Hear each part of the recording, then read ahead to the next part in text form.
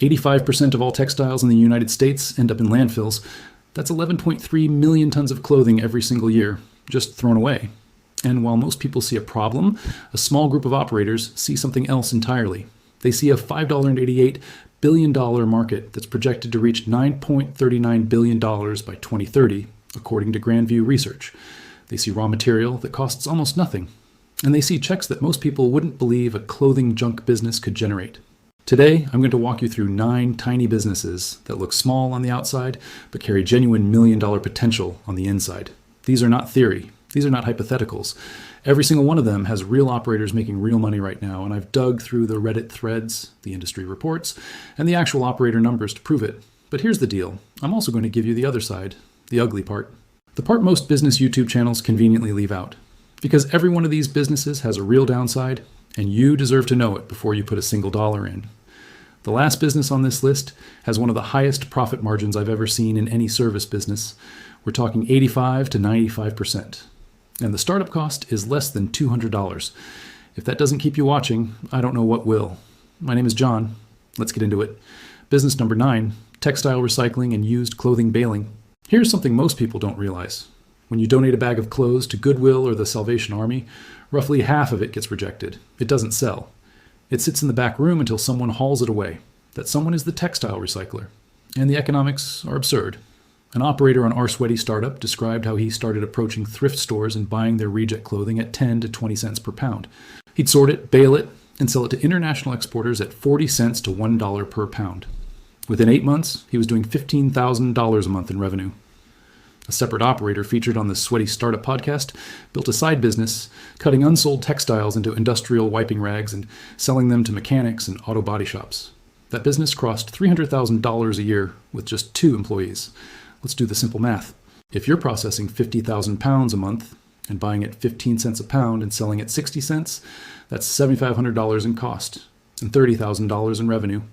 That's $22,500 in gross profit before rent and labor. And you're literally working with other people's garbage. But here's the downside you need to hear. You need warehouse space. This is not a home-based business. You need room for sorting tables, baling machines, and inventory. International export markets can be volatile. Countries change import rules. Tariffs shift. Shipping costs spike. And the sorting work itself is monotonous, labor-intensive, and unglamorous. You're standing in a warehouse surrounded by mountains of other people's old clothes, sorting them by quality and fiber type for hours. If that doesn't bother you, the upside is enormous. If it does, there are 8 more on this list. The global textile recycling market is growing at 8.1% annually. The sustainability wave is pushing demand higher every year. This is an industry where your raw material is literally waste, and people will pay you to take it off their hands. That's the kind of math that creates million-dollar businesses. Business number 8, post-construction cleanup.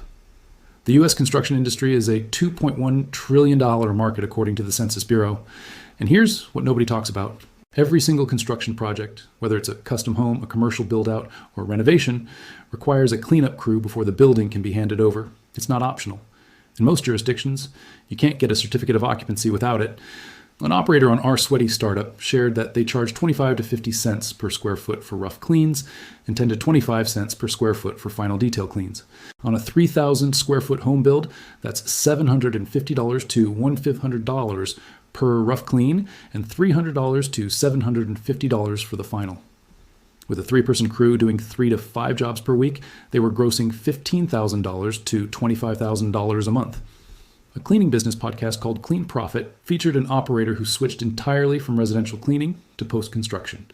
She said her margins went from 25% to 60% overnight because general contractors referred her all the work and she stopped spending money on ads. The upside is clear. This is compliance-driven demand. Builders have to have it done. You build relationships with 5 to 10 general contractors and your pipeline fills itself. The margins are significantly higher than standard residential cleaning because you're pricing per project, not per hour. And in most markets, construction runs year-round. Now the downside, general contractors are notorious for slow payment. You might wait 30, 60, even 90 days to get paid. Construction schedules are unpredictable.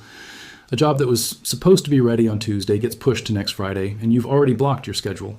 The work itself is brutal. You're scraping dry drywall compound off floors, cleaning adhesive residue, and inhaling dust that would make your lungs file a formal complaint. You need workers who can handle intense physical labor, and those workers are hard to find and harder to keep. But if you can manage the cash flow and the physicality, this is one of the most recession-resistant niches in the cleaning industry. Business number 7, boat bottom cleaning and hull maintenance. There are approximately 12 million registered boats in the United States, according to U.S. Coast Guard data. The recreational boating industry is a $56 billion market, and every single boat that sits in the water needs its hull cleaned every 4 to 8 weeks. Barnacles, algae, and marine growth attach to the bottom and destroy fuel efficiency, damage gel coat, and can reduce a boat's speed by 30% or more. Boat owners know this. They also know they don't want to do it themselves. A hull cleaning operator on our Sweaty Startup described his business in Florida. He charges $3 to $7 per foot of boat length per cleaning. A 35-foot boat runs $105 to $245 per cleaning, and the owner needs it done every month. He was doing 6 to 10 boats per day during peak season and grossing $15,000 to $20,000 a month. His overhead was almost nothing once he owned his diving gear. Another operator on a boating forum in San Diego said, "Most marinas have a waiting list for reliable hull cleaners because there simply aren't enough of them. The profit margins here are staggering. Once your gear is paid for, your ongoing costs are fuel to get to the marina and replacement scrapers. We're looking at 70 to 85% margins. Because boats need cleaning monthly, you're building a book of recurring revenue with customers who are, by definition, affluent enough to own a boat." Here's the honest downside. You need to be a certified scuba diver. That's a $300 to $500 investment in training, plus the comfort of working underwater in limited visibility, dealing with currents, and occasionally encountering marine life that doesn't appreciate your presence. The startup cost for a full hookah diving rig and tools runs $3,000 to $10,000. Environmental regulations vary by state. Some states restrict or ban in-water hull cleaning entirely because of the chemicals and biological material released. Insurance costs more than a typical service business because of the diving risk. And if you're in a northern market, the season might be only 5 to 6 months. But in warm water states like Florida, Texas, and California, this is a year-round cash machine with almost zero competition. Here's a pattern that keeps showing up in these businesses. The ones with a skill barrier or a discomfort barrier have the least competition. Nobody's rushing to learn scuba diving so they can scrape barnacles off boat hulls. That's exactly why the people who do it earn what they earn. Business number 6, restaurant dumpster pad power washing. This is one of the least glamorous businesses on this entire list. And that's exactly why it works. Health departments in most U.S. cities require restaurants to maintain clean dumpster areas. Noncompliance can result in fines of $250 to $2,000 per violation.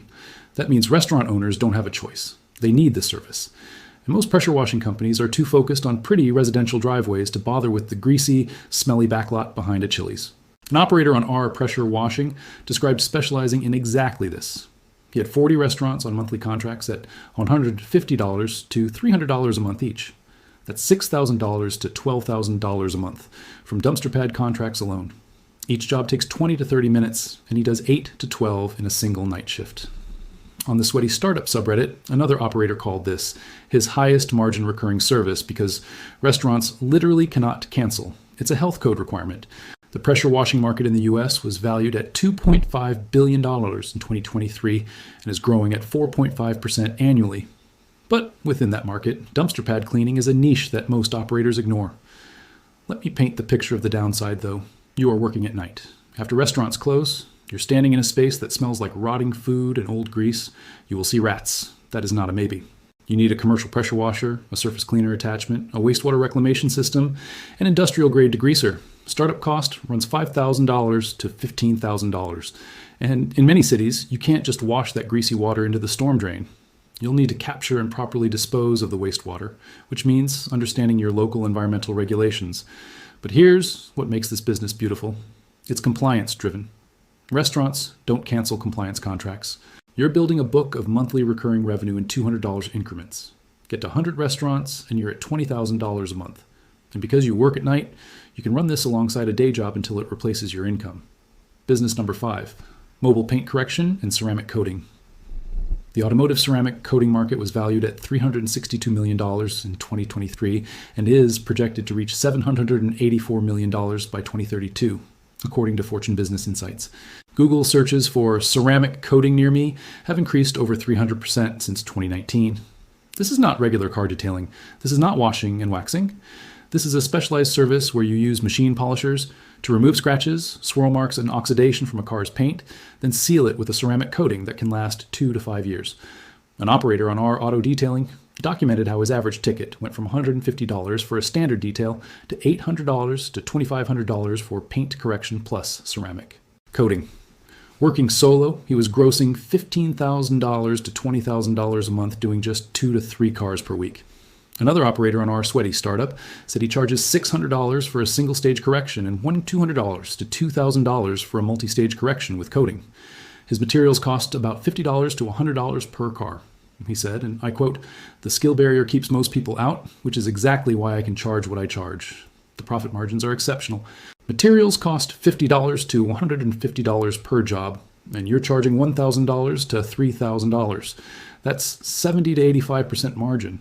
Your customers are luxury car owners, enthusiasts, and people who just dropped $60,000 on a new vehicle and want to protect it. These are not price-sensitive clients. But here's what nobody tells you about the downside. The learning curve is steep. It takes months of practice to become proficient at paint correction. If you burn through clear coat on someone's $100,000 Mercedes, you're looking at a $5,000 to $10,000 repaint bill. Each car takes 6 to 12 hours of meticulous, focused work. You can't rush it, you can't cut corners, and you can't scale it easily because the quality depends entirely on the person holding the polisher. Weather matters if you're working mobile, and you'll spend significant time educating customers who don't understand the difference between a $150 detail and a $2,000 correction. It's a business that rewards patience and craftsmanship, not speed and volume. Here's something Walker Deibel writes about in Buy Then Build that applies perfectly here. The most valuable businesses are the ones where your skill becomes your moat. When what you do is hard to learn, hard to replicate, and takes real time to master, your competition stays thin and your pricing power stays high. Business number 4, French drain and yard drainage installation.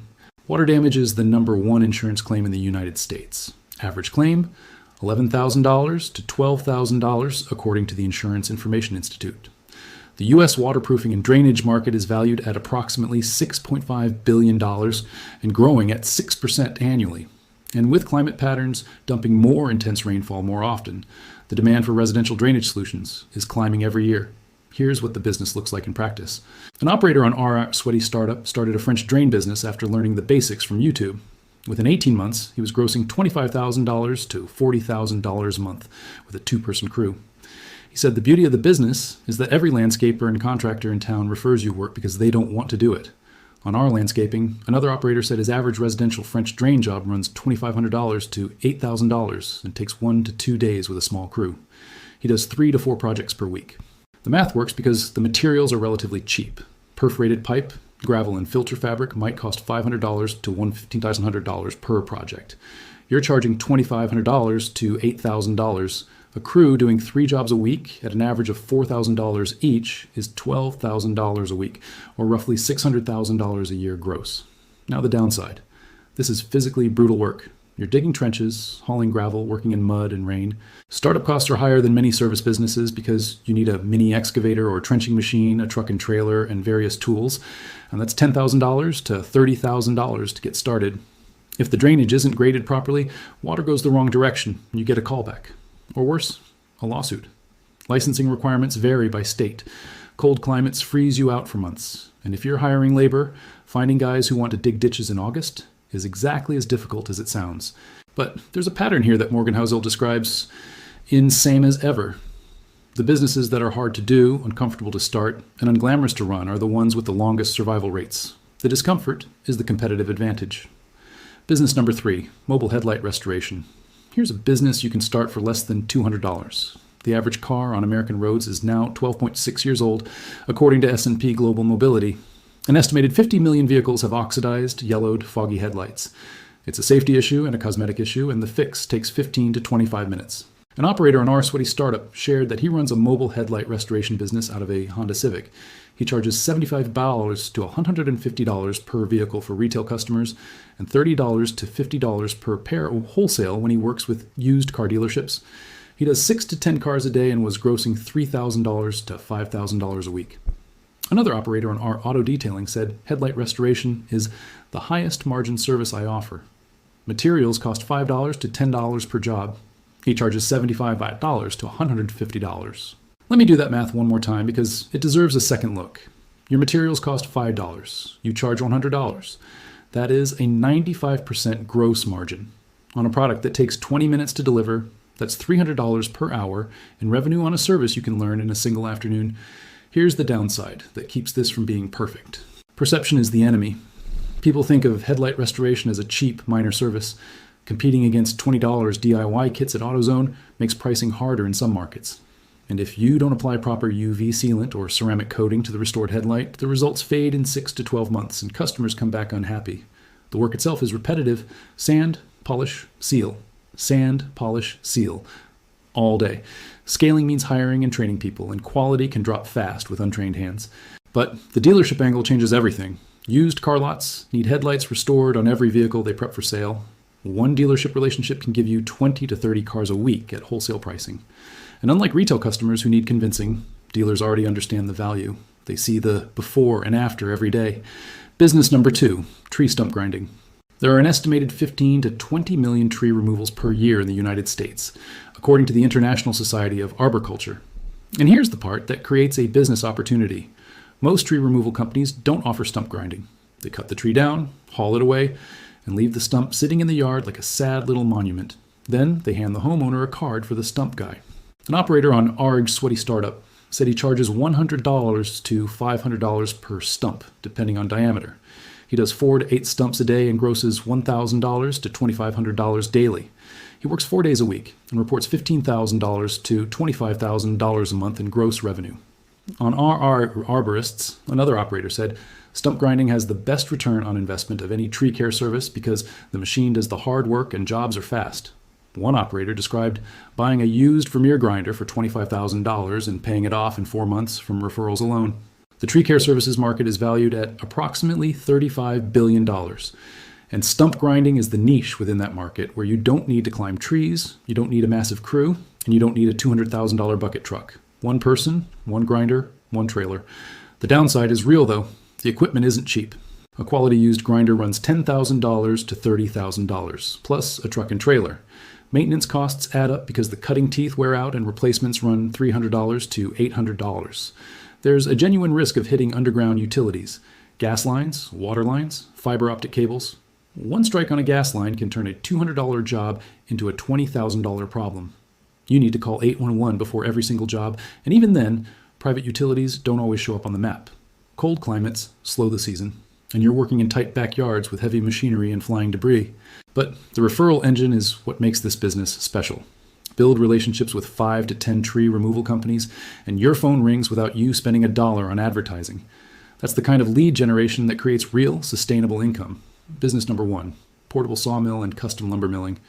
And here's the one I saved for last because the economics are almost hard to believe. The U.S. sawmill and wood production market is valued at $37 billion, according to IBISWorld. But you don't need a commercial operation to tap into it. A portable bandsaw mill costs $5,000 to $12,000 for a quality entry-level unit. And the raw material, the logs, is often free. Let that sink in. Free raw material. An operator on Ars Woodworking shared that he milled $8,000 worth of walnut lumber from 3 trees his neighbor was going to pay $200 to have removed. He charged the neighbor nothing for the removal and kept the logs. On our sweaty startup, a mobile sawmill operator described charging $75 to $150 per hour to mill trees on site for landowners. He averages $600 to $200 a day and keeps any wood the customer doesn't want, which he then sells separately. A portable sawmill operator featured on the Woodpreneur podcast said the real money isn't in commodity lumber, it's in specialty cuts. Live edge slabs, quarter sawn white oak, figured maple. He sells individual slabs for $300 to $2,000 each. The Woodmiser blog features operators who've built $200,000 to $500,000 per year businesses specializing in custom lumber. The portable sawmill market is growing at 6.2% annually, according to verified market research. And the buy local, sustainable wood trend is only accelerating. Custom lumber sells for $2 to $8 per board foot for standard species. Premium species like walnut, cherry, and figured maple command $5 to $25 per board foot. A good operator can cut 500 to 1,000 board feet in a day. At an average of $5 per board foot, that's $2,500 to $5,000 in a single day of milling. Now, the downsides are significant, and I want to be honest about them. You need space. Logs are huge. Milled lumber needs to dry, and air drying takes 6 to 12 months. Kiln drying requires a $3,000 to $15,000 investment. Sawmills and chainsaws are inherently dangerous equipment. Moving logs requires a tractor, a log arch, or a loader. There's a real learning curve to maximizing yield from each log and identifying which wood is actually valuable versus which is just firewood. And your capital gets tied up in inventory while lumber dries. You could have $50,000 worth of lumber in your yard that you can't sell for another 8 months. But here's what makes this business different from almost everything else on the list. Your raw material is frequently free. Tree removal companies will pay you to take logs. Storm damage produces massive volumes of wood that cities and homeowners want gone. Landowners clearing property will let you keep everything you cut. When your input cost is zero and your output sells for $5 to $25 per board foot, the margins are unlike anything else in the trades. Keith Cunningham, in The Road Less Stupid, writes about what he calls thinking time, the discipline of sitting with an opportunity long enough to see what others miss. And what most people miss about all 9 of these businesses is the same thing. They look at the surface, the sawdust, the diving gear, the grease, the old clothes, and they see something unappealing. They don't look long enough to see the math underneath. Let me put this in perspective with 2 people, Sarah and Marcus. Sarah spent 3 years scrolling for the perfect online business. She tried drop shipping, she tried a podcast, she tried building an app. She spent $30,000 in courses and tools. She's still looking for the right idea. Marcus bought a portable sawmill for $8,000 and started milling lumber from trees that people in his town wanted removed. Within 18 months, he had $40,000 in dried lumber inventory, 3 regular contractor clients, and a growing reputation among woodworkers who wanted custom slabs. His total investment was the sawmill and a used trailer. Nobody looked at his business and said, "That's brilliant." Nobody featured him in a magazine, but he was building equity while Sarah was still building slide decks. The pattern across every business on this list is the same one. Real money doesn't hide in the exciting.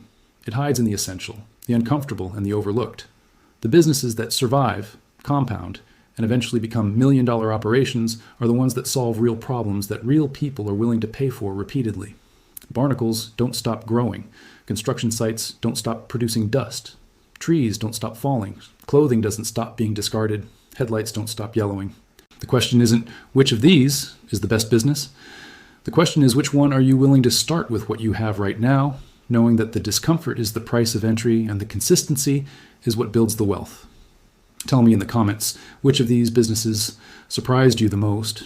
If you got value from this, hit that like button. It genuinely helps more than you think. Subscribe if you want to keep digging into the businesses that actually build wealth. I'm John, and I'll see you in the next one.